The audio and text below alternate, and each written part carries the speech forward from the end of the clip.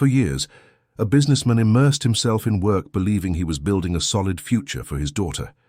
But everything changes when he sees her being humiliated at school for wearing a faded pink dress, a silent symbol of abandonment. The image of the lonely child clinging to her teddy bear shatters the illusion of success he had created. In that moment, he realizes he hadn't lost money. He had lost time, love, and the very chance to be a father. If this story interested you, don't forget to subscribe to our channel and tell us which city you're watching us from. Let's continue. Robert Castleton tightened the knot of his tie as he observed the City of London through the panoramic window of his office on the top floor of the building that bore his name. From the height of its 45 floors, the empire he had built seemed invincible. His brown eyes, tired from sleepless nights, reflected the grey sky that covered the metropolis. Mr. Castleton, the meeting with the Chinese investors starts in 5 minutes, Carmen.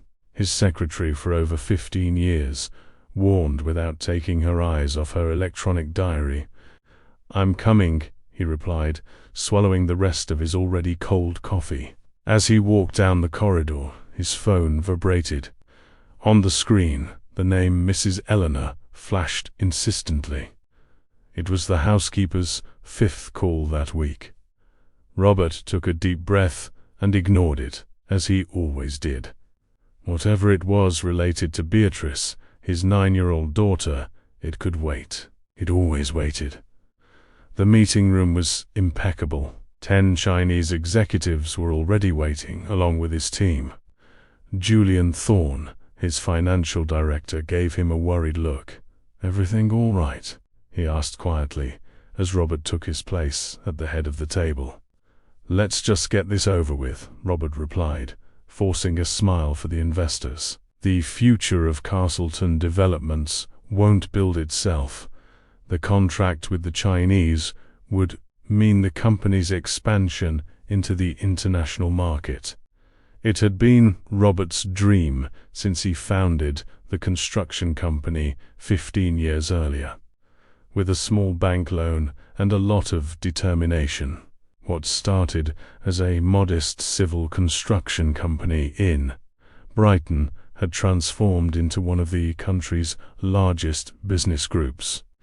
At the end of the presentation, as the Chinese applauded enthusiastically, Julian approached again. "I think they'll sign," he whispered. "Another victory for your legacy, boss." The word legacy echoed in Robert's mind. That's what he was building, was a legacy for his daughter. Something that could guarantee her future when he was no longer around. This justification had accompanied him since Helen, his wife, passed away 5 years earlier. The meeting extended into the early evening. When he finally arrived home at the luxury condominium in Chelsea, silence greeted him like an old acquaintance. He left his briefcase on the entrance console and loosened his tie. "Mr. Robert, thank goodness you're here." Mrs. Eleanor appeared at the living room entrance, wiping her hands on her apron. Her dark eyes were worried, and the wrinkles on her face seemed deeper that day. "Any problem, Eleanor?" "Beatrice. The school called today. Her teacher, Louisa, requested your presence tomorrow for a talk." Robert frowned. "I can't tomorrow. I have the contract signing with the Chinese, but sir, the teacher said it's important. Beatrice isn't eating properly. She's sad. Isolated from her classmates. ... Great, send Julian in my place." "With all due respect, sir, the teacher wants to speak to her father, not your financial director." Robert shot an irritated look at the housekeeper. Mrs. Eleanor had worked in the house since before Beatrice was born. She was the one who had dried the girl's tears when Helen left, who had rocked her to sleep on nightmare nights, who had been present for all the small victories and defeats of her childhood. Deep down, he knew that the 60-year-old woman was more of a mother to Beatrice than he was a father. "Where is she?" "In her room, as always," Robert climbed the marble stairs leading to the second floor. The corridor was dimly lit, and Beatrice's bedroom door was ajar. He paused for a few seconds, looking through the crack. The girl was sitting on the floor drawing. Her brown hair fell over her face, hiding her features. She wore a faded pink dress, the one Helen had bought for the last birthday they spent together. Her teddy bear, also a gift from Helen, rested beside her, like a silent guardian. Robert raised his hand to knock on the door, but stopped. What would he say? How would he start a conversation after so much silence? He slowly lowered his arm and walked away, feeling a weight in his chest that all the millionaire contracts in the world couldn't alleviate.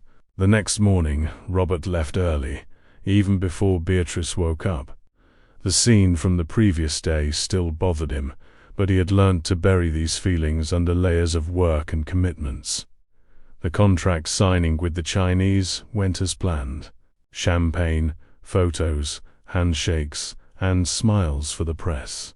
Robert Castleton, the man who had transformed a small construction company from Brighton into an empire, was about to conquer the Asian market. At the end of the ceremony, as the reporters dispersed, Julian approached with a serious expression. "What is it?" Robert asked, still smiling for the cameras. "I have some information I think you'll find interesting," the financial director said. "Remember that area in Windsor we want to buy? I found out it belongs to a certain Edward Miller. So, Edward Miller is a university professor, specializing in early childhood education. He has a sister named Louisa Miller." "Beatrice's teacher," Robert murmured. "Exactly. Apparently she started working at your daughter's school only 3 months ago, transferred from a school in Manchester." I found the coincidence interesting. Robert frowned. The city had hundreds of schools and thousands of teachers. The chance of his daughter having the sister of the man who owned a coveted plot of land as her teacher was minimal. "I think we should investigate this further," Julian suggested. "No, wait," Robert replied thoughtfully. "The teacher asked for a meeting with the parents. I'll attend. I want to see this woman with my own eyes before drawing any conclusions." The day was already ending when Robert finally arrived at Beatrice's school. Oakwood Academy was a traditional institution in London, attended by the children of the London elite. The neoclassical building, with its well-kept gardens and state-of-the-art equipment, was considered one of the best in the country. He parked his imported car and walked to the reception. The last time he had been there was to enroll Beatrice 4 years ago. Since then he had delegated all school responsibilities to Mrs. Eleanor or Julian. "Can I help you?" the receptionist asked, without looking up from her computer. "I'm Robert Castleton, Beatrice's father. Miss Miller requested a meeting." The woman looked up, surprised. Everyone at the school knew Robert Castleton's name, not only for his fortune, but also for his absence from his daughter's school activities. "Of course, Mr. Castleton. Miss Miller is in room 8. I'll take you there." As he walked through the school corridors, Robert felt a tightness in his chest. The walls were decorated with children's drawings, photos of group activities, and colorful posters about educational projects. In how many of those moments had Beatrice been alone, without her father's support? The receptionist knocked on the door of room 8 and announced Robert's presence. When he entered, the first thing he saw was Beatrice, sitting on a small chair, clutching her teddy bear tightly. Her pink dress, the same one as always, seemed even more faded under the fluorescent light of the room. Beside her, a young woman, approximately 30 years old, with short black hair and piercing green eyes, observed Robert with an expression he couldn't decipher. She was beautiful, no doubt, but there was something in her gaze that bothered him. "Mr. Castleton, how good that you could come," she said, standing up and extending her hand. "I'm Louisa Miller, Beatrice's teacher." Her handshake was firm, almost challenging. Her green eyes did not waver from his for a second. "Dad?" Beatrice's voice was so low that Robert barely heard her. When he looked at his daughter, he saw her eyes welling up, a mixture of surprise and hope that hit him like a punch to the stomach. It was at that moment that Robert realized he had not only lost time in meetings and contracts, he had lost his daughter's childhood, and perhaps something even more precious, the chance to be her father. "I'm here, sweetie," he replied, feeling his voice crack. The classroom seemed smaller than Robert had imagined. The colorful walls displayed children's artwork, and the blackboard still showed the day's exercises. Louisa indicated a chair for him, and Robert sat down, feeling out of place in his Italian suit among the small, colorful tables and chairs. "Mr. Castleton, thank you for coming," Louisa began, her professional tone contrasting with the look she cast at Beatrice from time to time. "Beatrice is an extremely intelligent and sensitive girl, but I'm concerned about her behavior in recent months." Robert looked at his daughter, who kept her eyes fixed on the floor, hugging her teddy bear. How had he not noticed before how much she had grown? Helen's features were increasingly visible in her. The shape of her face, the gentle curve of her nose, her expressive eyes. "What kind of behavior?" he asked, adjusting his posture in the small chair. "Isolation. Beatrice doesn't interact with her classmates, doesn't participate in group activities, and has been crying frequently during break time," Louisa explained, opening a folder with notes. "Additionally, we've noticed she always wears the same dress, which has led to comments from other children." The silence that followed was heavy, almost palpable. Robert felt his face flush. It was obvious that the teacher was accusing him of neglect, and the worst part was that she was right. "Beatrice, dear, could you wait outside for a minute?" Louisa asked, with a gentle smile. "I'd like to talk to your father for a bit." The girl nodded and walked to the door, still hugging her bear. Before leaving, she cast a quick glance at her father, a look that contained years of unasked questions. As soon as the door closed, Louisa's expression changed. Her green eyes became harder, and her voice lost its sweetness. "Mr. Castleton, I'm going to be direct. Your daughter is suffering. And it's not just from the loss of her mother, but from the absence of her father." Robert felt irritation rise in his chest. Who was this woman to judge him? She knew nothing about him, about his pain, about his sacrifices. "Dr. Miller, ... but without averting her gaze. "Ms. Miller," he repeated, controlling his voice. "I appreciate your concern, but I assure you that Beatrice has everything she needs. My company demands a lot of my time, but ... time is exactly what she needs." "Mr. Castleton," Louisa interrupted, leaning across the table. "Not expensive clothes, not imported toys, not a huge, empty house. Your daughter needs a father." The words hit Robert like precise arrows. He could react with anger.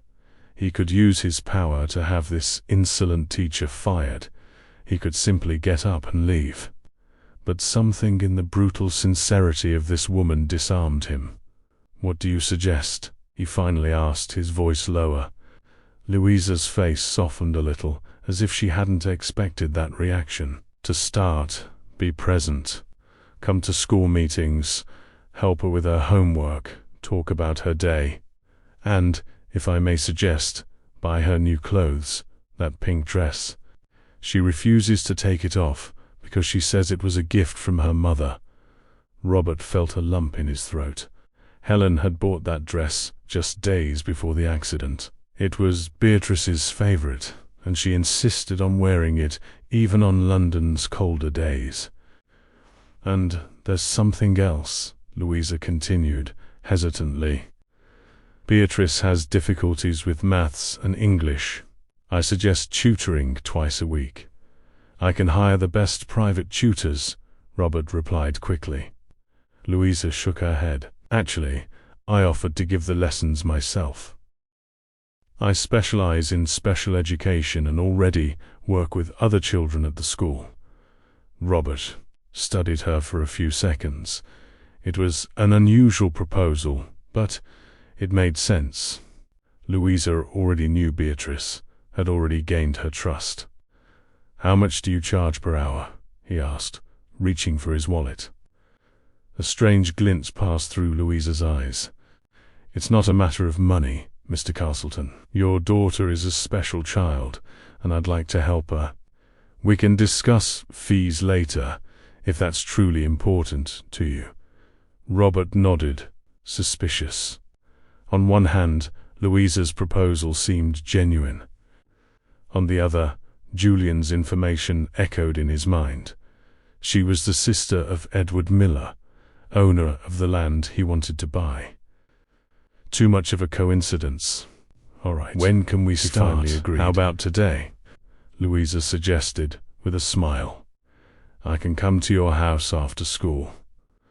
Before Robert could answer, the door opened and Beatrice entered, still holding her teddy bear.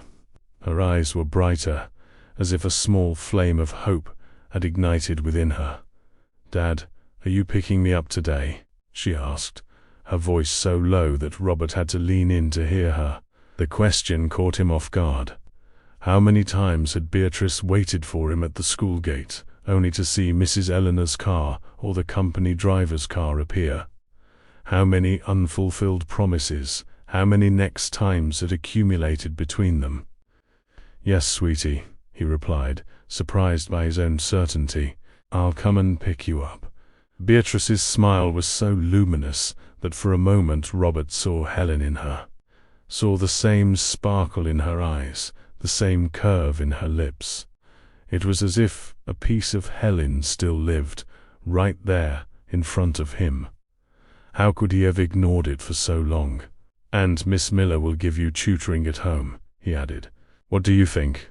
Beatrice looked at Louisa, then at her father, and nodded shyly. "I like Miss Miller." On the way back to the office, Robert couldn't stop thinking about the scene at the school. Beatrice's faded pink dress, the teddy bear she clutched as if it were a shield, the hopeful look when he promised to pick her up. And Louisa, with her piercing green eyes and her precise words. "Mr. Castleton?" Carmen's voice brought him back to reality when he entered the office. "Yes, Carmen? You have a video conference with the Dubai investors in 10 minutes. And then a meeting with the marketing team for the new development campaign." Robert looked at his watch. 2 in the afternoon. Beatrice's school finished at 4:30. If he went to the video conference, he wouldn't be able to pick her up as promised. "Cancel everything," he said, surprising even himself. "Cancel," Carmen repeated, astonished. In 15 years as Robert's secretary, she had never heard him cancel an important meeting. "But, sir, double quotes, Carmen, for the first time in my life, I have something more important than any meeting," Robert explained, already heading for the door. "Call Julian. Tell him he can conduct the video conference. As for marketing, reschedule for tomorrow." Leaving the building, Robert felt a lightness he hadn't experienced in years. He drove to the nearest shopping center and, for the first time since Helen's death, entered a children's clothing store. He stood for a few minutes, lost among colorful dresses, skirts, and blouses. He had no idea what Beatrice liked, what was fashionable, or even the correct size. "Can I help you?" a saleswoman asked, observing his confused expression. "My daughter." "She's 9. And ... The saleswoman smiled, understanding.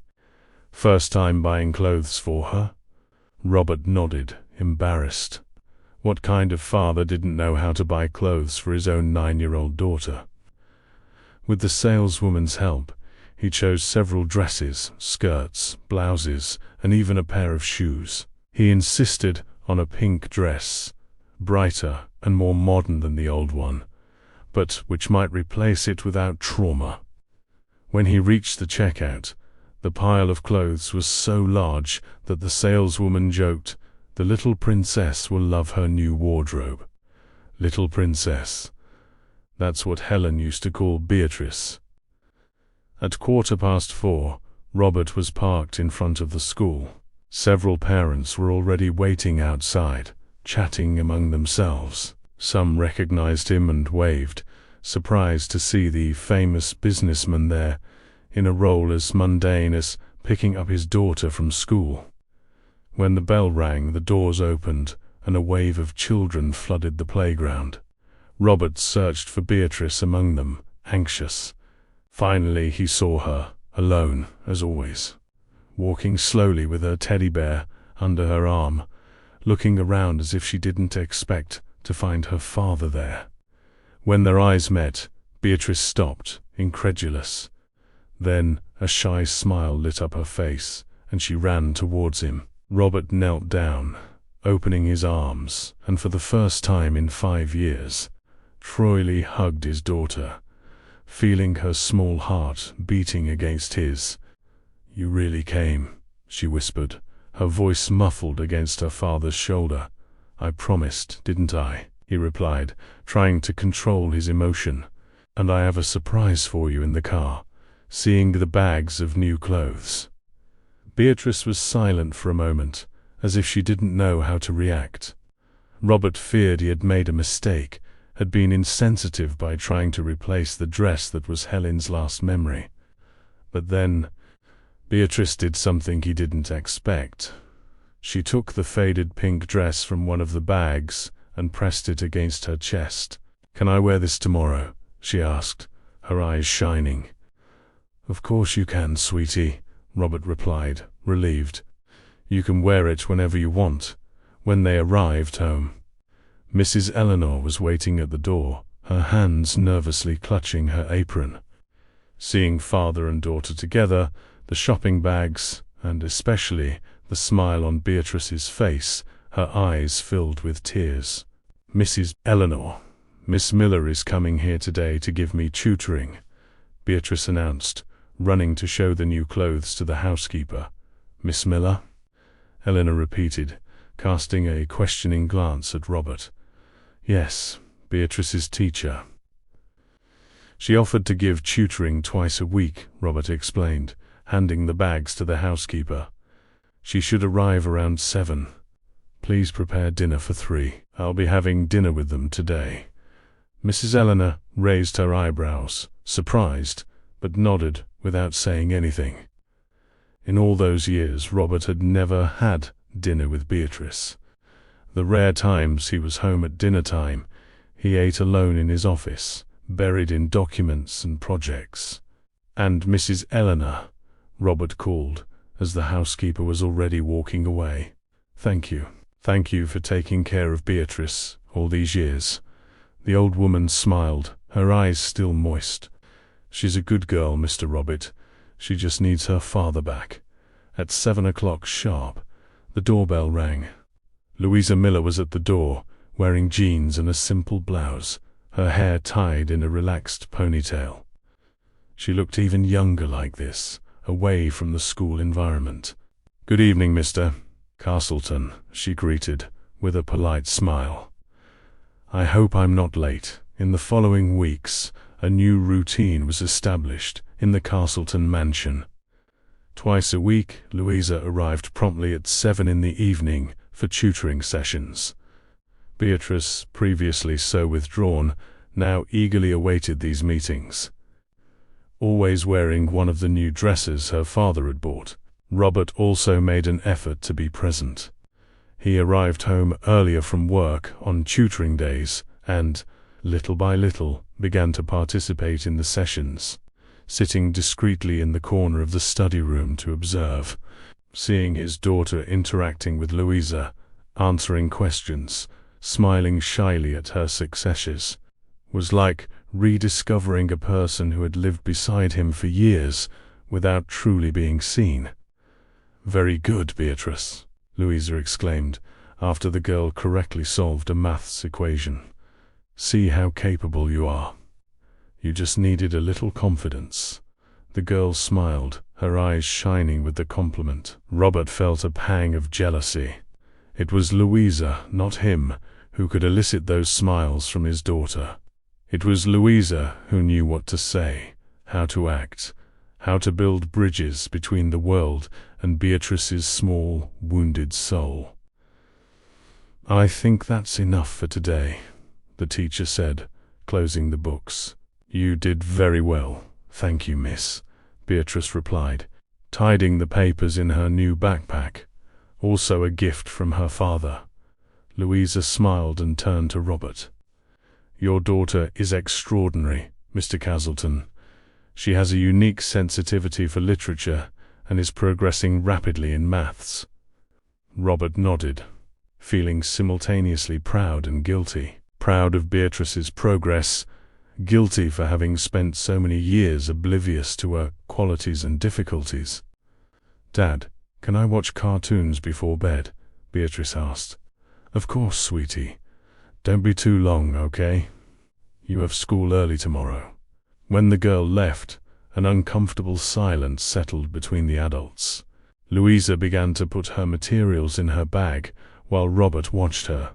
In 3 weeks of lessons, he still hadn't fully deciphered this woman.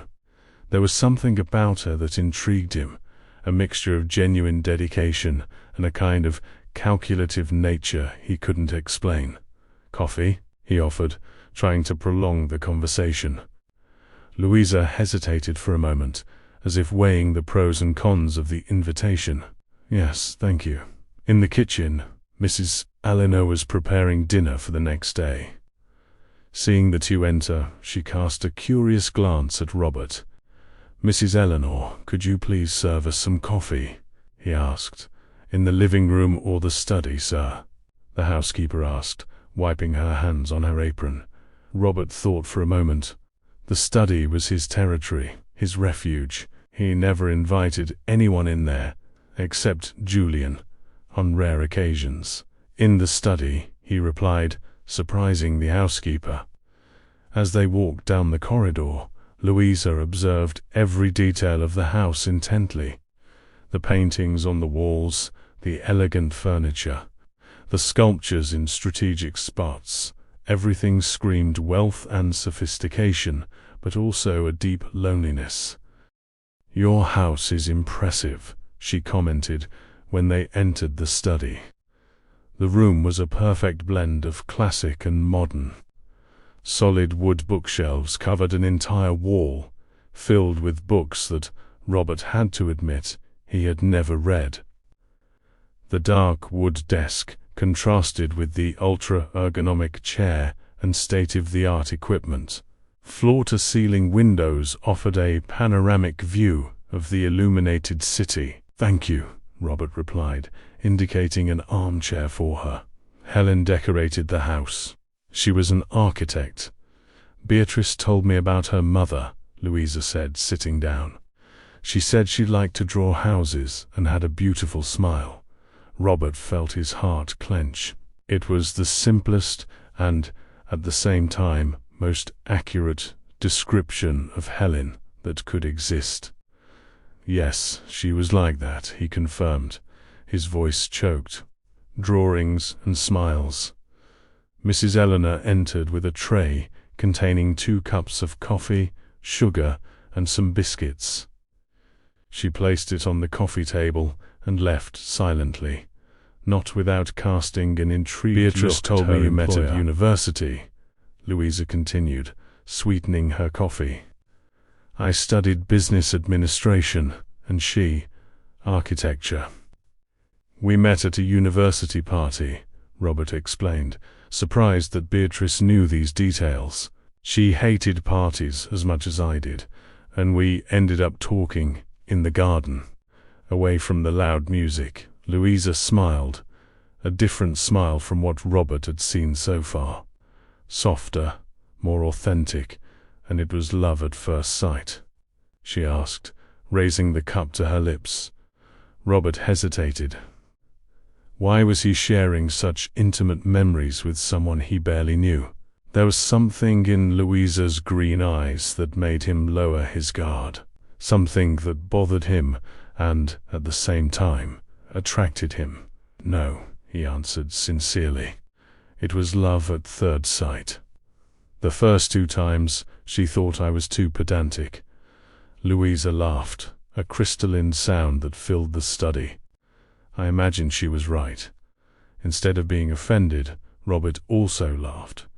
It was the first time he had truly laughed since Helen. The conversation flowed naturally from there. They talked about the school, about Beatrice's progress, about London and its contradictions. Louisa said she had come from Manchester a few months ago, transferred to Oakwood Academy on a colleague's recommendation. Robert spoke about the construction company's early years, the difficulties, the small victories. At no point did Louisa mention her brother Edward, or the land in Windsor. At no point did Robert reveal that he knew about this connection. When they looked at the clock, it was already past 10 at night. My goodness, I didn't see the time pass, Louisa said, getting up quickly. I have class tomorrow at 7 in the morning. I can call my driver to take you, Robert offered. It's not necessary. I came by car, she refused, picking up her bag. But thank you for the coffee and the conversation. Robert accompanied her to the door. As they said goodbye, there was a moment of hesitation, as if neither knew exactly how to end that unexpectedly pleasant evening. Thank you for trusting me to help Beatrice, Louisa said finally, extending her hand. Robert shook her hand, noticing how small and delicate it was compared to his. Thank you for helping her when I didn't know how. After Louisa left, Robert went up to Beatrice's room. The girl was already asleep, her teddy bear held firmly in her arms. On the bedside table, an open storybook indicated that she had fallen asleep reading.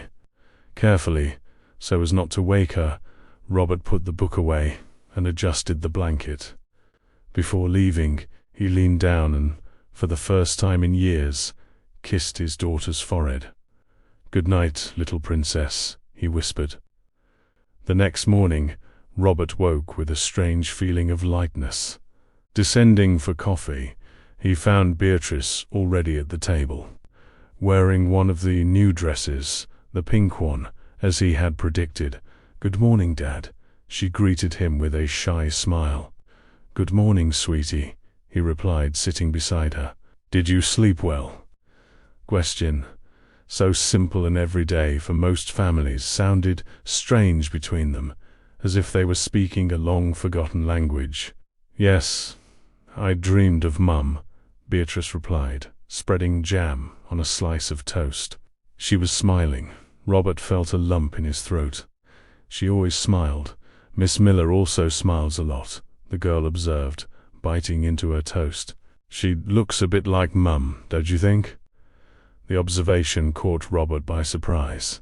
Helen and Louisa couldn't be more physically different, one blonde with blue eyes, the other brunette with green eyes. But there was, in fact, something about Louisa's manner, her energy, that reminded him of Helen. "Yes, maybe a little," he agreed cautiously. "I like her," Beatrice declared, with the characteristic frankness of children. "And I think you do too, Dad." Robert almost choked on his coffee. "What makes you think that, sweetie? I heard you laughing last night." "You never laugh," she replied, as if it were obvious. Before Robert could elaborate a response, the phone rang. It was Julian, with urgent news about the contract with the Chinese. A clause was being contested, and they needed Robert at the office immediately. "I have to go, sweetie," he said, getting up reluctantly. "But I promise to be back in time for dinner with you, okay?" Beatrice nodded, accustomed to promises. But this time, there was a different sparkle in her eyes, a confidence that hadn't existed before. At the office, the situation was tense. The Chinese investors' lawyers threatened to annul the contract if there wasn't a renegotiation of terms. Robert spent the day in meetings, trying to save the deal that represented Castleton Development's international expansion. "We can't give in, Robert," Julian argued, when they were finally alone. "If we set a precedent now, they'll want to renegotiate every comma of the contract." Robert massaged his temples, exhausted. "I agree. We'll hold our ground and see what happens." Julian seemed to want to say something more, hesitantly. "What is it?" Robert asked, noticing his expression. "It's about the teacher, Louisa Miller," the financial director began. "I continued investigating and discovered something interesting. Before Manchester, she worked at a school in Edinburgh. She was dismissed after an accusation of mistreatment of a student. The accusation didn't proceed due to lack of evidence, but ... "Hold on," Robert interrupted, incredulous. "Are you telling me Beatrice's teacher has a history of violence against children?" "Not exactly," Julian explained. "The accusation was of psychological abuse, not physical. According to the family's report, she constantly humiliated the student, isolated her from other children, made her feel inferior." Robert thought of Beatrice, how she seemed to blossom under Louisa's care. It was hard to imagine the kind and attentive teacher he knew as the same person in that accusation. "I want concrete proof, Julian. Documents, witnesses, something to support this story. I'm trying to get it, but it's not easy." The school hushed up the case to avoid scandals. "And there's more. The land in Windsor that belongs to her brother. It was acquired only 3 months ago, exactly when she started working at Oakwood Academy. Before that, it was in the name of an offshore company based in Jersey." The pieces began to fit together, forming a disturbing picture. Could it be that Louisa was approaching Beatrice and him with ulterior motives? That all that concern for the girl was just a facade to get to him, to his company, his money? "I want you to keep investigating," Robert ordered, his voice cold. "And don't mention this to anyone. Understood?" Julian nodded and left the office, leaving Robert immersed in dark thoughts. Louisa's image, which had begun to form in his mind as a possible light at the end of the tunnel, was now stained by suspicion. When he arrived home that night, he found Beatrice and Louisa in the study. The teacher had brought an educational game, and the two were laughing as they moved colorful pieces around the board. Seeing him, Beatrice's face lit up. "Dad, you're home early," she exclaimed, running to hug him. "Miss Miller brought a game to teach me fractions. It's really fun." Robert hugged his daughter, but his eyes were fixed on Louisa. The teacher met his gaze, a slight blush tinting her cheeks. It wasn't a school day, but Louisa called, offering this extra activity, Mrs. Eleanor explained, appearing at the door. "I thought it would be fine." "Of course not," Robert replied, his voice colder than he intended. "Beatrice, why don't you help Mrs. Eleanor set the table for dinner? Louisa is dining with us tonight, aren't you, Miss Miller?" The invitation, more an order than a request, caught Louisa by surprise. "Actually, I was just leaving. I have some papers to grade and ... double quotes. I insist," Robert cut in, with a smile that didn't reach his eyes. "We need to talk." Something in Robert's tone made Beatrice look from one to the other. confused. Louisa sensed the tension and, not wanting to alarm the girl, conceded, "All right, I'll stay for dinner. Thank you for the invitation." As Beatrice and Eleanor left the room, Robert closed the door and turned to Louisa. His eyes, once warm, now seemed like 2 ice cubes. "Now, Miss Miller, how about we start telling the truth?" Louisa stiffened, her serene expression transforming into a mask of caution. Her green eyes, once so expressive, now seemed opaque, calculating. "What are you talking about, Mr. Castleton?" she asked, keeping her voice controlled. "Why don't we start with your brother, Edward Milley?" Robert suggested, crossing his arms. "Owner of a plot of land in Windsor that, coincidentally, my company is very interested in acquiring." The genuine surprise on Louisa's face made him hesitate for a moment. Could it be that she didn't know about this connection? "Edward has land in Windsor?" she asked, frowning. "I didn't know that." "Please, don't insult my intelligence," Robert retorted, impatient. "The land was transferred to his name exactly when you started working at Oakwood Academy. 3 months ago." Louisa seemed to process the information slowly, as if assembling a puzzle in her mind. "I truly didn't know about that land, Mr. Castleton. But now I understand why I was hired so quickly by the school." "What do you mean?" "My brother told me he had a friend on the school's board of directors, someone who could facilitate my transfer from Manchester," she explained, running a hand through her hair in a nervous gesture.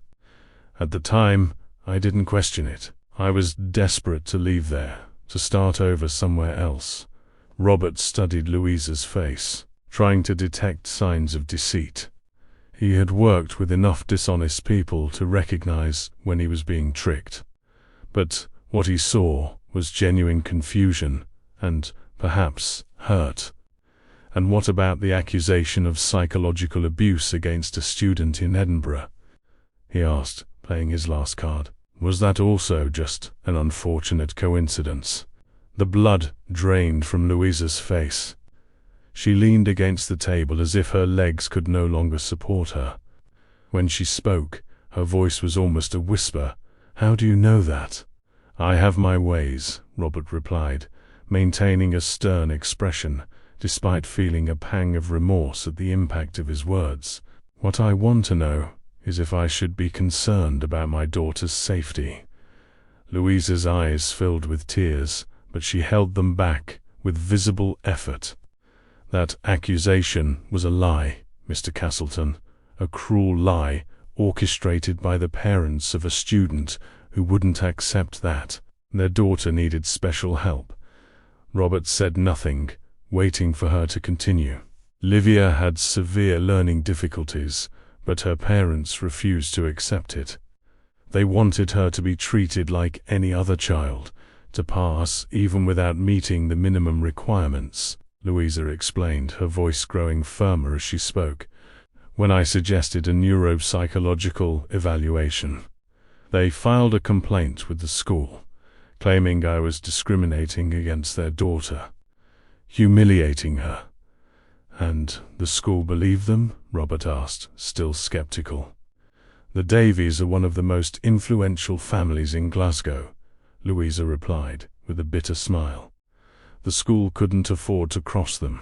I was transferred to Manchester, with a stain on my record that still haunts me today." The story was plausible, Robert had to admit.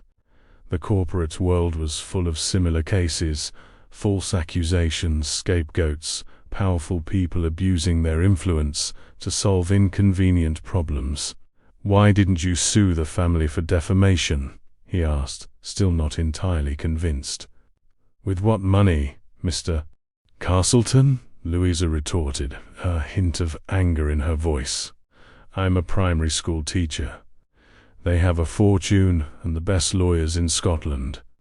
And even if I won, who would hire a teacher who sued a student's parents?" The silence that followed was heavy, charged with tension.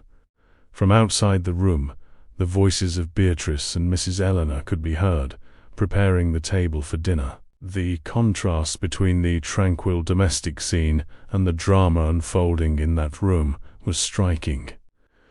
"Please, look into my eyes," Louisa finally asked, taking a step forward. "I would never do anything to hurt Beatrice.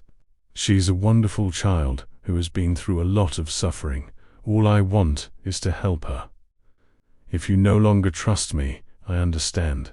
I can step away, but don't believe that I have ulterior motives with your daughter." There was a raw sincerity in Louisa's words that was hard to ignore.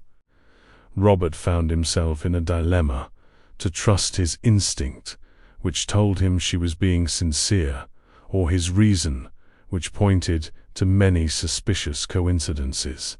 "I'll talk to my brother about this land," Louisa promised, when Robert didn't respond. "If he's using my work for some kind of negotiation with your company, I'll demand an explanation." Robert nodded slowly. "Do that. And as for us, we'll keep Beatrice's lessons for now.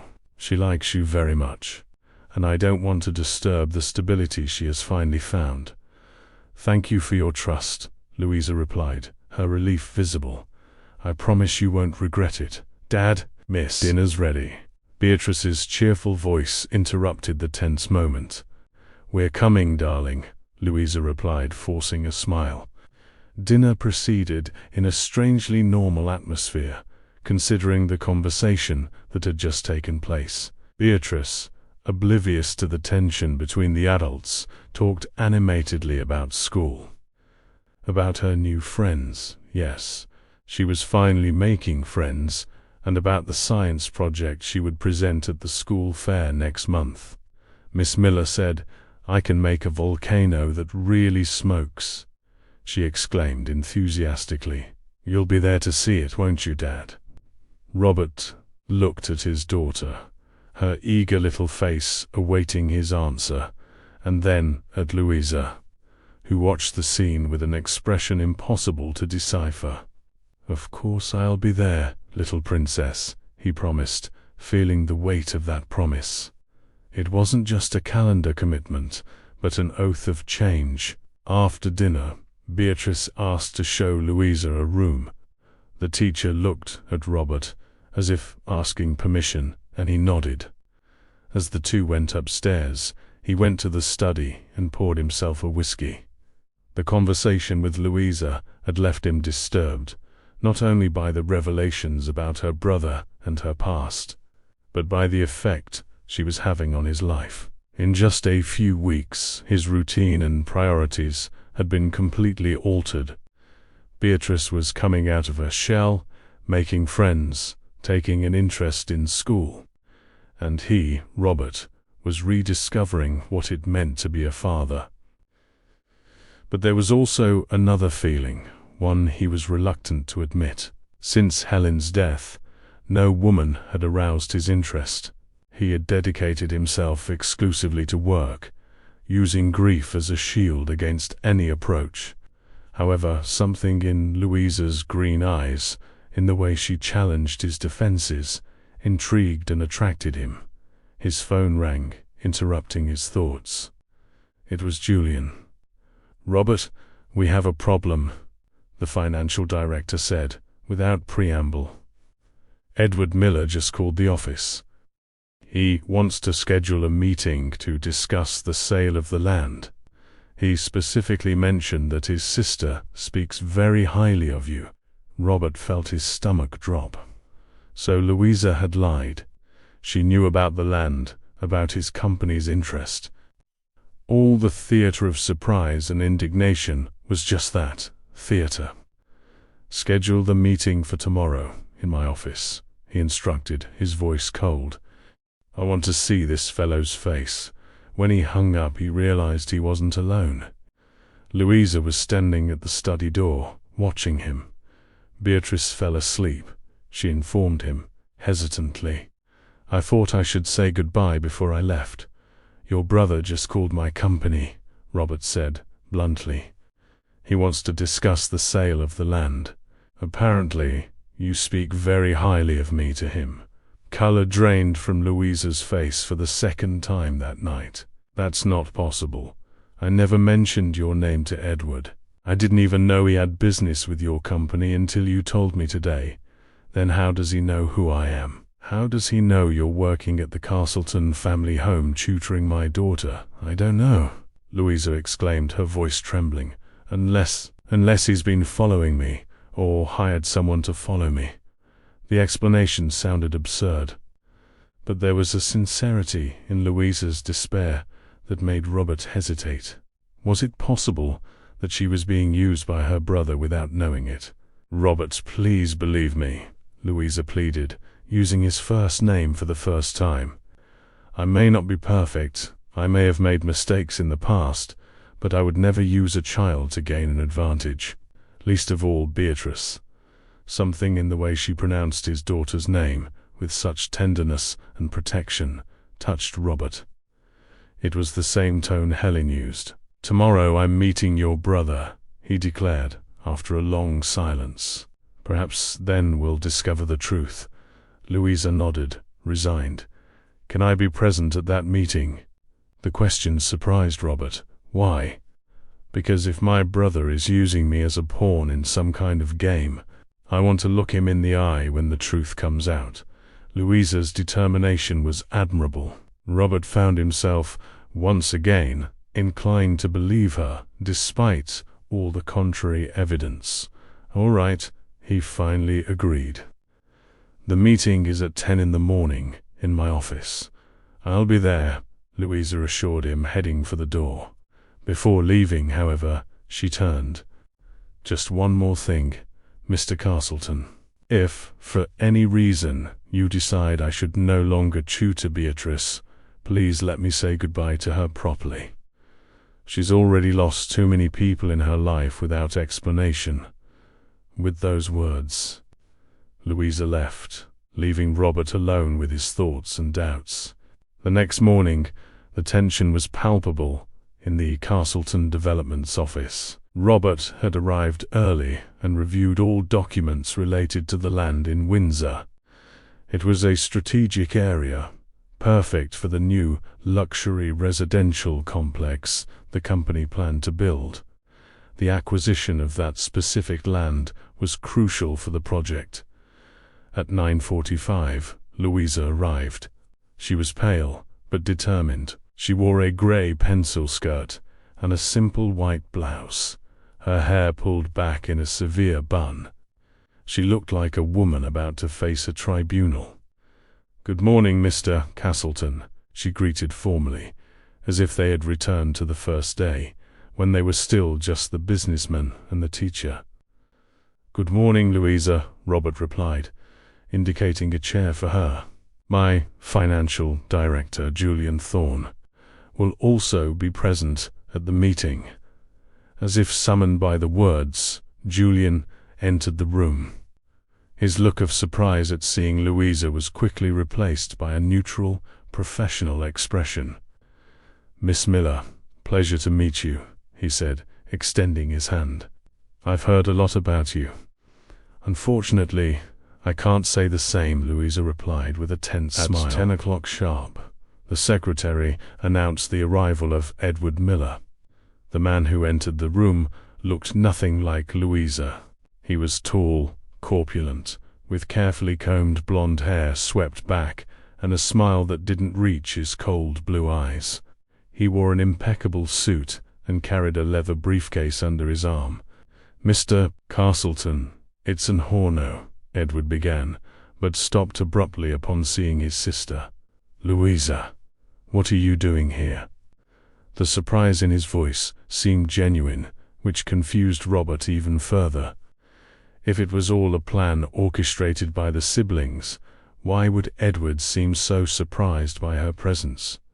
"I'm here to understand why you mentioned my name to Mr. Castleton," Louisa replied, her voice cold.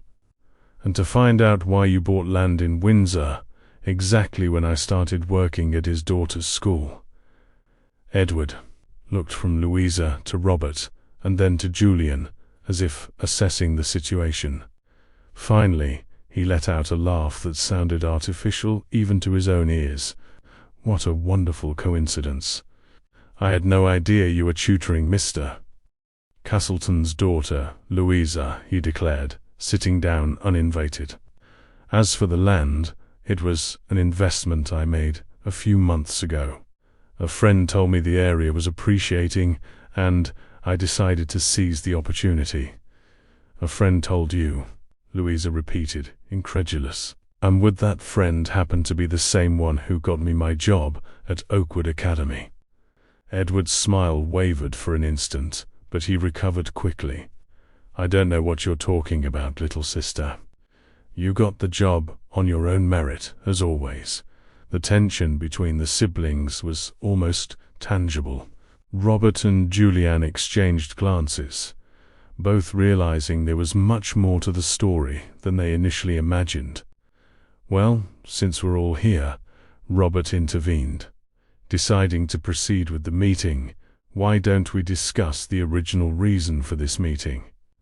The land in Windsor. Excellent idea, Edward agreed, opening his briefcase and pulling out some documents. I have a proposal here for the sale of the property. As you must know, the land is valued at 15 million.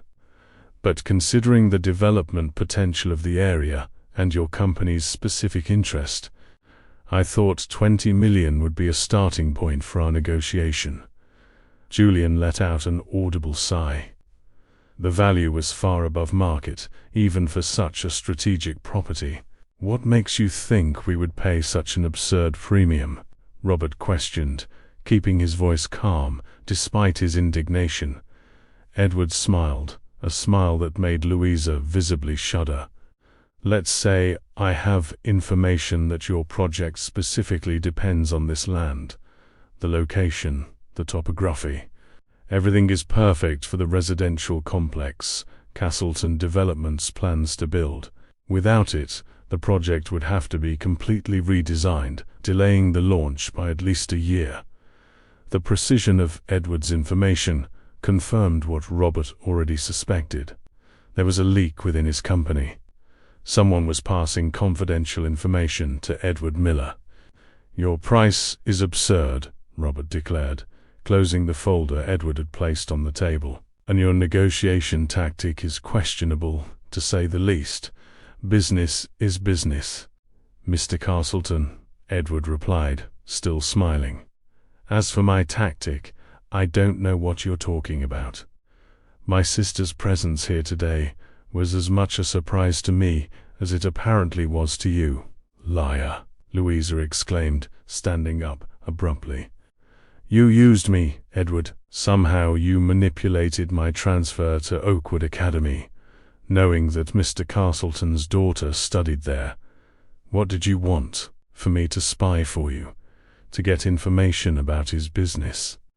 Edward maintained a calm expression, but a muscle pulsed in his temple. You've always had a fertile imagination, Louisa. Perhaps that's why you get along so well with children. The veiled cruelty in the comment made Louisa recoil as if she'd been slapped. Robert realized there was a complicated history between the siblings, something that went far beyond business and land. I think this meeting is over, he declared, also standing up. Mr. Miller, we are not interested in your proposal on the current terms. If you change your mind and want to discuss a realistic value, my door is open. Edward collected his documents slowly, as if in no hurry. You'll regret this decision, Castleton. My land is the missing piece in your puzzle. Without it, your project in Windsor is dead. We'll see, Robert replied, impassive. When Edward left, the office was plunged into Louisa a heavy remained silence, standing, her eyes fixed on the door through which her brother had exited, as if still processing what had just happened. I didn't know, she murmured finally, turning to Robert. I swear on everything sacred, I didn't know he was using me like this. Robert nodded slowly. Edward's reaction to seeing his sister in the room had been too genuine to be staged, and the pain in Louisa's eyes was too real to be faked.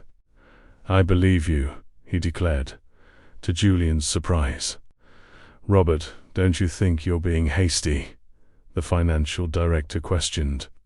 "There are still many unanswered questions." "Yes, there are," Robert agreed, still looking at Louisa. "And we'll find those answers. But, for now, Miss Miller will continue to as for the land, my daughter, we'll find another solution." The relief on Louisa's face was immediate and moving. "Thank you for your trust, Robert. You won't regret it." When she left, Julian turned to his friend with a worried expression. "Are you sure about this?" "I still think she might be involved somehow." "Possibly," Robert admitted, looking out the office window at the city stretching below. "But I am willing to take the risk. For the first time in years, Beatrice is happy.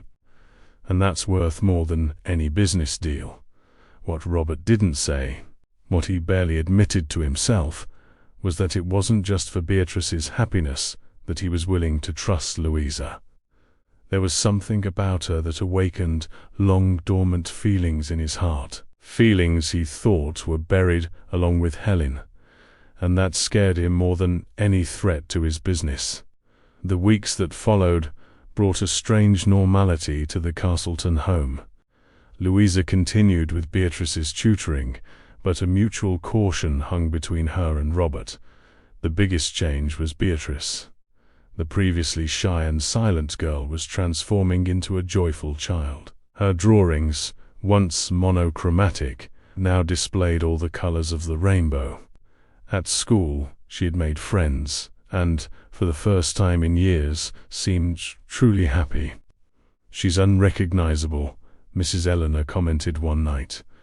"Yesterday, I caught her dancing in her room, like in Mrs. Helen's time." "It's thanks to Louisa," Robert admitted. "She knew how to reach Beatrice when I couldn't." Eleanor studied her employer for a moment. "And how are you doing, sir? You also seem different." Robert hadn't analyzed his own changes, but they were there. He slept better, smiled more, rediscovered the pleasure of family dinners or watching movies with his daughter. Internally, he wrestled with conflicting feelings. He felt attracted to Louisa, to her strength and dedication, to Beatrice, but guilt consumed him. How could he think of another woman when Helen's ghost still inhabited every corner of that house? That night, after dinner, Robert retreated to his study. The Windsor project was stalled due to the impasse with Edward, but other ventures demanded his attention. The doorbell rang. Louisa was at the door, drenched by the rain, her green eyes reflecting fear and determination. "Edward showed up at my flat," she explained, after accepting a cup of tea. "He was furious. He said I ruined his plans by showing up at that meeting." "Did he threaten you?" "Not directly, but he made it clear that if I didn't help him with you, he'd make sure I'd never work as a teacher again."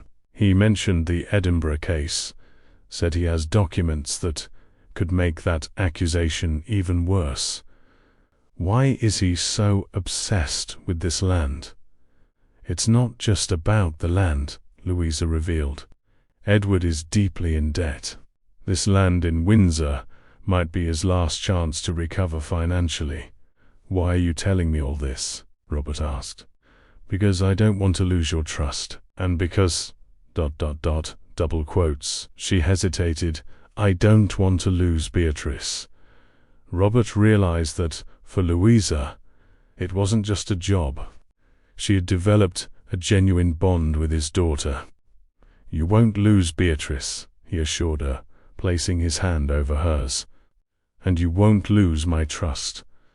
When Louisa left, after a brief and shy kiss on Robert's cheek, was he ready to leave Helen behind? By his own feelings. The next day, determined to resolve the situation, Robert summoned Julian for a private meeting. "I want you to investigate everything about Edward Miller. financial situation, debts, legal issues, everything. Hours later, Julianne returned with a thick file. Edward Miller was involved in corruption schemes, money laundering, and real estate fraud. The land isn't even legally his. It was acquired with money embezzled from a university research fund where he worked. There's a police investigation underway. That night, when he met Louisa for Beatrice's lesson, Robert shared the discoveries about Edward, the frauds, the inquiry, the illicit origin of the land. "He can't threaten you anymore," he assured her. "I have enough information to keep him away." Louisa seemed stunned. "Edward was always ambitious, but I never thought he'd go this far. When we were children in Liverpool, he was the one who defended me from bullies." The mention of Liverpool surprised Robert. "You're from Liverpool?" "Yes, I was born in Liverpool. Our parents were university professors. We moved south when I was 15. "Thank you for believing in me," Louisa said, holding his hand. "Years of business taught me to distrust first, trust later." "That doesn't work very well in human relationships," she observed. There was something in the way Louisa said human relationships that made Robert's heart race. They were so close that he could smell her perfume, see the small golden flecks in her green eyes. "Louisa, double quotes," he began, not knowing what to say. "Dad, Miss, I'm ready for dinner." Beatrice's voice broke the moment. Dinner proceeded in a light atmosphere, with Beatrice dominating the conversation. As Louisa was leaving, the girl made an unexpected request. "Dad, can Miss Miller sleep here tonight? We could have breakfast together and then go to the park." "Beatrice, Miss Miller has her own home," Robert explained gently. "But you're boyfriend and girlfriend, aren't you?" Beatrice insisted. "I saw you holding hands, and Miss looks at you just like Mum did in the photos." When they were alone, Robert approached Louisa. "Is she right about how you look at me? What do you think?" Louisa retorted, holding his gaze. Before he could answer, the phone rang. It was Julian, with urgent news. "Edward has been arrested," Robert revealed after hanging up, "and among the seized documents, there was something about you." "About me? What could it be?" "I'd feel more at ease if you and Beatrice stayed here until I get back." Before leaving, Robert held her face in his hands. "No matter what's in those documents, Louisa, I trust you." And he left, leaving her with the feeling that the past was once again coming to haunt her present. The night dragged on slowly in the Castleton mansion. The silence was broken only by the ticking of the antique clock in the entrance hall and the distant sound of rain beginning to fall over London. Louisa had put Beatrice to sleep with the promise that her father would be back in the morning. The girl, exhausted from the busy day, fell asleep almost immediately, clutching the old teddy bear she never abandoned, that same gift from Helen that had witnessed so many silent tears. Now Louisa paced restlessly around the living room, occasionally stopping to observe the photographs on the shelf. Images of happier times, Helen with her radiant smile, baby Beatrice in her parents' arms, frozen moments of a happiness that seemed so distant and, at the same time, so present in that house. "You're worried, aren't you?" Mrs. Eleanor's voice emerged from the kitchen door. The housekeeper carried a tray with 2 cups of calming tea, the aroma of chamomile and lemon balm filling the air. "I confess I am," Louisa replied, moving away from the photographs. "I don't know what Edward might have hidden about me all these years, nor do I know if Robert will double quotes if he'll continue to trust you." Mrs. Eleanor finished, placing the tray on the coffee table. "I've known that boy since he was born. He has a big heart like his father, though he tries to hide it behind that tough businessman facade. Louisa smiled faintly, accepting the cup the housekeeper offered her. Her trembling hands betrayed the anxiety she was trying to control. The tea was hot, strong, sweetened with honey, exactly what she needed at that moment. "Thank you, Mrs. Eleanor," she said, holding the cup with both hands to absorb its warmth, "not just for the tea, but for everything.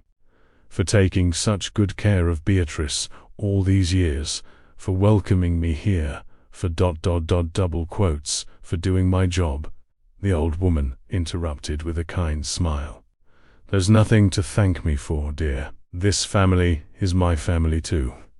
The gray-haired woman sat on the sofa beside her, with a serene expression that contrasted with Louisa's anxiety. Her wise eyes, which had witnessed decades of stories in that house, seemed to penetrate beyond appearances, when Mrs. Helen passed away. "I thought this house would never come to life again," Mrs. Eleanor commented, taking a sip of her own tea. Mr. Robert shut himself off in his work, coming home late, leaving early, barely seeing his daughter. Beatrice hid in her silence, stopped playing, stopped smiling.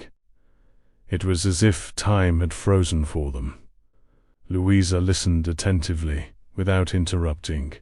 There was something in Mrs. Eleanor's voice, a quiet wisdom that invited reflection. The housekeeper spoke like someone who deeply understood the human soul, with the serenity of one who had seen many storms pass. "But then you arrived," the housekeeper continued, with a small nostalgic smile. "And it was as if someone had opened a window in a room that had been closed for years. Suddenly, the curtains were opened, the windows unlatched. The sun came back into this house. I didn't do anything special," Louisa protested, embarrassed by the compliment. "I just tried to help Beatrice with her difficulties at school. I just tried to be a good teacher." "And you did help," Mrs. Eleanor confirmed, placing her cup on the table. "But you did much more than that.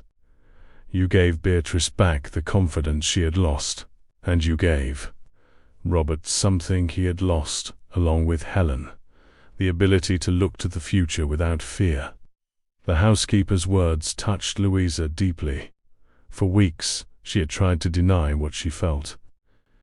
She had convinced herself that her dedication to Beatrice was purely professional, that her concern for Robert was merely human. But the truth, which she now admitted to herself, was much more complex. She had fallen in love with Robert, with his silent strength, with his dedication to his daughter, even with his flaws and insecurities. And, more than that, she had fallen in love with Beatrice, with that broken family that, little by little, was finding a way to mend itself. "I'm scared, Mrs. Eleanor," Louisa confessed, placing her cup on the table with a heavy sigh. "I don't know what Edward might have hidden about me. He always knew how to manipulate people, how to turn partial truths into weapons. What could be so terrible?" the housekeeper asked, gently. Louisa hesitated, her eyes lost in the fireplace flames. "There are things in my past, not crimes or immoralities, but personal wounds, pains I prefer not to share, especially because quotes, because you're afraid of losing what you're building here," Mrs. Eleanor completed, understanding. "Exactly," Louisa admitted, feeling her eyes moisten. "I don't know what Edward might have hidden about me, but I'm afraid that, whatever it is, it could destroy everything we built so far. This family. Everything seems so fragile." Mrs. Eleanor covered Louisa's hand with hers, a maternal gesture that surprised her. The old woman's hand was calloused by years of work, but it conveyed a comforting warmth. "If there's one thing I've learned in all these years, it's that the truth, however painful, is always the best path. Secrets are like poison. They kill slowly, corroding from within. If there's something in your past that needs to be faced, trust Robert to be by your side. Louisa nodded, swallowing the lump in her throat. I always thought I could leave the past behind, start anew. But it seems it always finds me. The past always finds us, Mrs. Eleanor agreed, with a compassionate smile. But it doesn't have to define us. What matters isn't what happened to us, but what we choose to do with it. Before Louisa could reply, the sound of a car parking in the driveway alerted the two women. Headlights briefly illuminated the living room curtains, and the engine was turned off. Robert had returned. Louisa stood up, her heart pounding in her chest. She nervously smoothed her blouse and walked to the hall to greet him. The sound of the rain intensified as the door opened, and Robert entered, his hair damp, his expression serious, but not hostile. The look on his face when he entered was hard to decipher. It wasn't anger, nor disappointment, but something more complex, like a puzzle finally completed after much effort. There was a mixture of understanding and surprise in his tired eyes. "Did you find out what was in the documents?" Louisa asked, directly, her arms crossed over her chest, as if trying to protect herself. Robert nodded, placing the briefcase he carried on the hall table. The rain had left some damp marks on the brown leather, but the contents seemed intact. "Yes, and I think you should see for yourself," he said, removing his wet coat and hanging it on the rack. There was no anger in his voice, just a deep exhaustion and something else, perhaps relief. With trembling hands, Louisa opened the briefcase. Inside there was a series of meticulously organized documents, certificates, medical reports, old photographs, newspaper clippings. As she read, her eyes filled with tears, not of sadness, but of shock and relief. How did Edward get this?" she asked, her voice choked. Some of those documents she herself had lost years ago, others she had never imagined existed. "Apparently, he had been investigating your past for years," Robert explained, leaning against the wall, watching her intently. "He hired private detectives, bribed registry office employees, all to find something he could use against you, if necessary. A kind of insurance." Louisa sank into a nearby chair. Still holding one of the documents, an old birth certificate, yellowed with time. On it, she read the name of a girl born in Liverpool 29 years ago, Louisa Mary Davies. "That's not your registered name," Robert observed, sitting beside her. "Your real name is Louisa Mary Davies, not Miller." "No," she confirmed, wiping a tear that ran down her cheek. "Miller is the surname of the family who adopted me when I was 2. After my biological parents died in a car accident, the revelation hung in the air for a few seconds, like a soap bubble floating delicately before bursting. Robert picked up another photograph from the briefcase, a girl of approximately 5, with big green eyes sitting between a smiling man and woman. The image was faded, but the child's shy smile was unmistakable, the same lips that now trembled slightly before him. "Your adoptive parents, the Millers," he said, observing the photograph carefully. "Edward is their biological son, isn't he? He's not really your brother." Louisa nodded, with a sad smile. "Yes, he was 7 when they adopted me. At first, he was a protective, affectionate brother, but over time, he started to see me as an intruder, someone who divided his parents' love, who stole attention. As we grew up, the resentment only increased. The story began to make sense to Robert. The complex relationship between Louisa and Edward. The resentments that seemed to go far beyond mere family or professional disputes. There was an old hurt there, a wound that had never healed properly. Another document in the briefcase caught Robert's attention, a medical report from Edinburgh University Hospital, dated 10 years ago. "And this?" he asked gently, hesitating to further violate her privacy.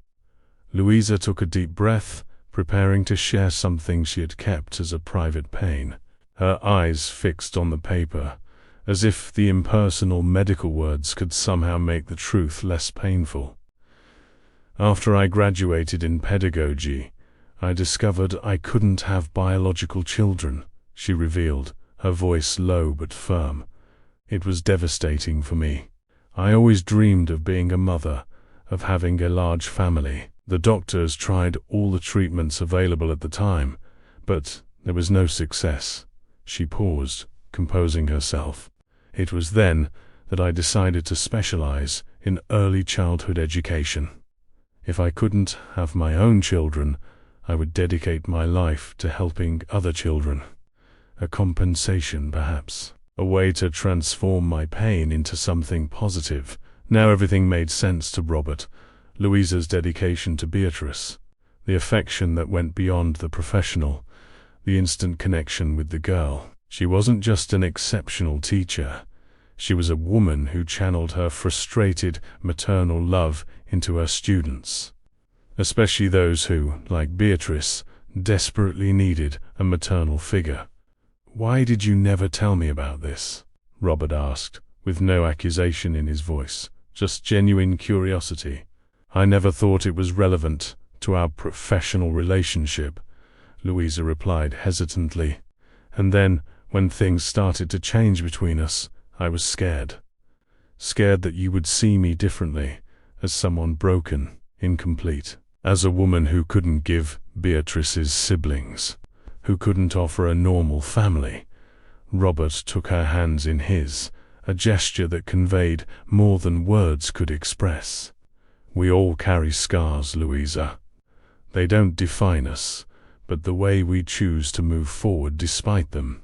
The look they exchanged at that moment said everything words couldn't express. There was understanding, acceptance, and something deeper, more frightening in its intensity. Love. A love born not of perfection, but of the mutual understanding of their imperfections, their pains, their struggles. "There's one more thing you should know," Louisa continued, pulling the last document from the briefcase. It was an official paper, with the seal of the Scottish Department of Education. The real reason Edward hates me so much. The reason he made sure to follow me to London, to keep me under his control. Robert read the document, his expression changing from curiosity to surprise. "You reported him for embezzlement of university funds." "It was I who initiated the investigation that ultimately led to his arrest today," Louisa confirmed, with a mixture of pride and regret. 3 years ago, I discovered that Edward was embezzling money from research projects, using students as fronts in corruption schemes. He took advantage of his position as a professor to manipulate the system. Her eyes filled with determination as she continued, "I couldn't stay silent. Even though he was my brother, even knowing it would destroy our family, I had to do what was right. I gathered evidence for months, sent it anonymously to the authorities. But he found out it was you," Robert completed, finally understanding. "Yes. One of the investigators, a friend of his, let slip that the initial complaints came from someone very close," Louisa explained.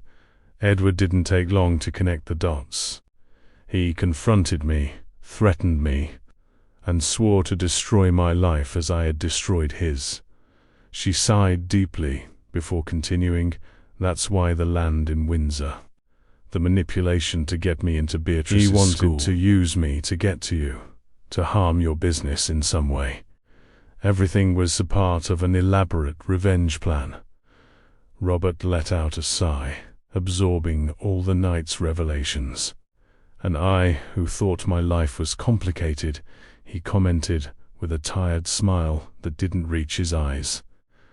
A comfortable silence settled between them, as if everything that needed to be said had already been revealed. Outside, the rain continued to fall, a perfect backdrop for that night of confessions. "And now?" Louisa finally asked, gathering courage. Robert looked at her for a long moment before answering. "Now we move forward," he said simply. "Edward is arrested and will answer for his crimes. The land in Windsor will likely be confiscated by the authorities, and we'll find another solution for Castleton's project." He hesitated, as if searching for the right words. "As for us, ... As for you, Beatrice, and me." "Well, that depends on you." "On me?" Louisa asked, surprised. "Yes," he confirmed, with a genuine smile this time. "Because after everything I've discovered today, after all these revelations, I'm only more certain of what I already suspected. You are exactly the person Beatrice and I need in our lives." Louisa's eyes filled with tears, but this time they were tears of joy, of relief, of hope. Without words she approached Robert, and for the first time without hesitation or fear, kissed him on the lips. A kiss that sealed not the end, but the true beginning of their story. 3 months later, Castleton Developments launched an innovative project. Instead of the luxury condominium originally planned for Windsor, the company announced the construction of an integrated educational center aimed at children with special needs. The land, confiscated from Edward Miller and auctioned by the courts, had been acquired by the company for a fair price, and the project would be carried out in partnership with the London Department of Education. The day of the groundbreaking ceremony dawned sunny, as if heaven itself blessed this new initiative. Colorful flags decorated the site, and a stage had been set up for the official speeches. Children from local public schools performed a musical number that moved those present. Louisa, appointed pedagogical director of the center, was radiant at the groundbreaking ceremony. The sky-blue dress she wore accentuated her green eyes, now shining with happiness. Beside her, Robert held Beatrice's hand, who wore a new pink dress, not the old, faded one, but one chosen especially for the occasion. "I'm nervous," Louisa confessed, adjusting the microphone clip to her blazer lapel. "I've never spoken in public to so many people." "You'll do wonderfully," Robert assured her, squeezing her hand encouragingly. "After all, it's your project, your vision." Indeed, it had been Louisa's idea to transform the land into an educational center. "If we're going to build a legacy," she had told Robert weeks earlier, "let it be a real one. Not buildings or fortunes, but transformed lives." When she went up to the stage to speak, Louisa searched with her eyes for the two people who had changed her life. Robert, elegant in his navy suit, and Beatrice, smiling proudly from the front row.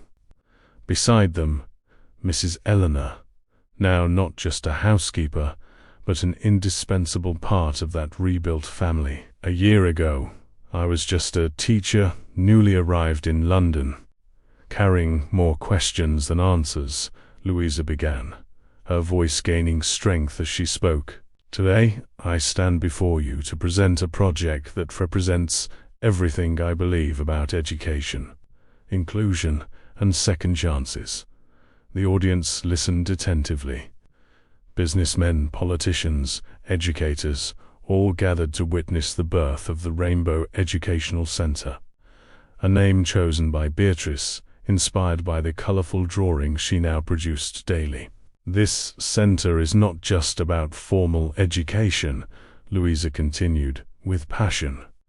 "It's about welcome, about finding the unique potential in every child, about building bridges between different realities. Because I believe that true education does not divide, it unites. It does not exclude, it includes. It does not limit, it liberates. As Louisa spoke, Robert reflected on the transformation in his life over the past few months. The engagement ring he had given her the previous week sparkled discreetly on her left hand, not yet a marriage proposal, but a promise of a shared future. Helen's wedding ring now rested in a velvet box on Beatrice's bedside table, not hidden or forgotten, but preserved as a precious memory of a love that would always be a part of their lives. Beatrice, in turn, blossomed every day. Her grades at school had improved, her circle of friends had expanded, and the joy that had long been dormant shone again in her eyes. Art therapy, initiated after the traumatic events with Edward, had helped her express feelings she couldn't verbalize, process the loss of her mother, and accept Louisa not as a substitute, but as a new loving presence in her life. When the speech ended and the audience applauded enthusiastically, Beatrice ran to the stage, handing Louisa a bouquet of flowers. The girl whispered something in the teacher's ear, who smiled emotionally and nodded. Back at the microphone, Louisa made one last announcement. "Before I conclude, I have some special news to share. The Rainbow Educational Center will have a wing dedicated to orphan children or those in vulnerable situations, offering not only quality education, but also psychological support and social assistance. This wing will be named the Helen Castleton Wing, in honor of a woman who, I'm told, saw the world through colors and smiles." Robert's eyes filled with tears. Louisa hadn't mentioned this. It had been a surprise planned with Beatrice.